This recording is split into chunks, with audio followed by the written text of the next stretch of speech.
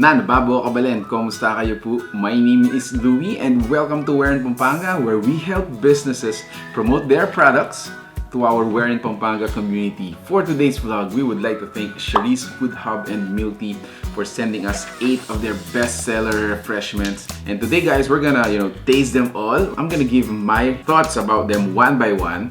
And if you want to know more about their products and services, again, make sure to check out their official Facebook page.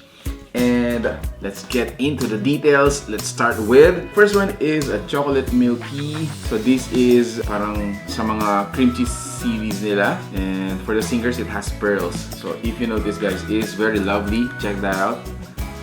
Ang ganda ng separation nung, the cream cheese and yung chocolate drink natin. Okay, let's taste it. Give it a good shake.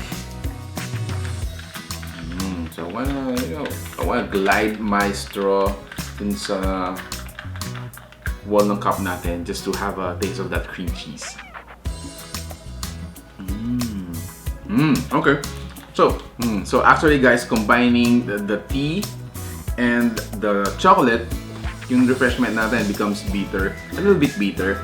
But then when you have a taste of the cream cheese, it adds that sweet and sour taste.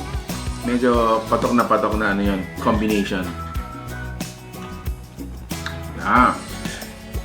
Oh, wow, I like it. Now next is yung ating matcha. Now for this, again, this is their, I think parang kasama siya dun sa mga cream cheese series natin. Plus, it has a pastillas. I believe this is one of their bestsellers. Yeah, all of these, yung mga pinadala nila are actually bestsellers, but I think this is one of their top. Let's taste it. Again, let's give it a good shake. Plus, kuha pa rin tayong mga cream cheese dun sa wall ng cup natin. I like that. Okay, let's taste it.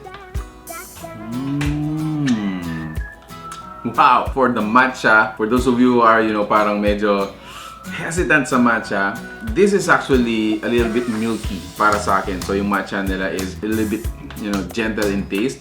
And then, once again guys, I have to commend yung kanilang cream cheese.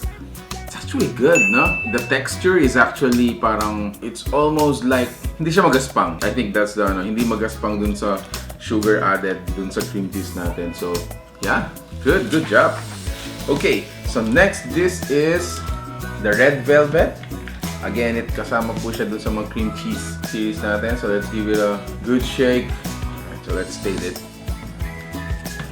Wow, good job. Although this is flavored as a red velvet, para sa akin, it's a little bit, candy taste. Mga cream cheese add-ons natin, they are absolutely good.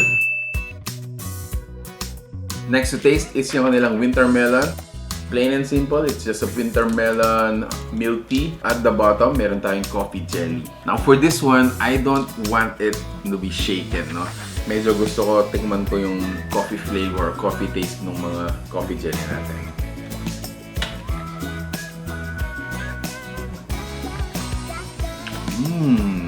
Wow!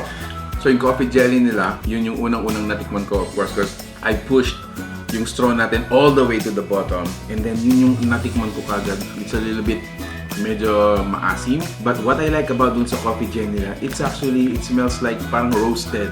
It has that, parang smoky aftertaste. Yeah. Good job. Alright, so next, I wanna move on dito sa nilang Oreo. Now, yung add-ons natin is a cream puff, not a cream cheese. So, let's check out the difference. Again, let's give it a gentle shake for this one. And then, let's glide yung straw natin sa wall ng milk tea cup just to get some portion of those cream puff. Okay, let's taste it. Alright, let me give you my impression. So yung cream cheese natin is a little bit, there's this parang a pint of medyo sour, probably because of the cheese. I believe, parang ganun yun. Now for this one, yung cream puff natin is actually sweet. The entire experience is gonna be sweet. Plus, yung Oreo natin, no? So it has yung parang crushed real Oreo cookies plus yung mga filling niya. But then again, if you've been following me guys, I'm an Oreo person, so this is a little bit biased, so medyo gusto ko siya.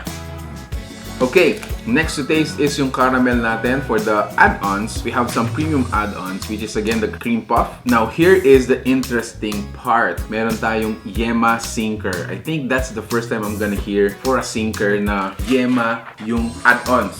See that? So, you got your Yema here. Ayan o, talagang nagsettle siya sa bottom ng cup natin. So, I'm excited. Let me see.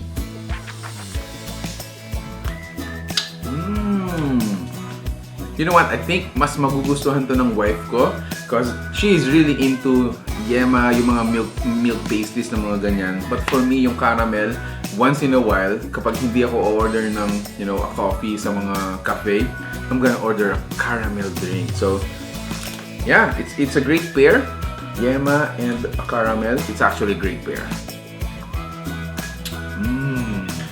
Okay, so last two, but definitely not the least. Meron tayo ditong Yakult Lychee and a Blueberry. So I believe these are mga fruit drink series nila.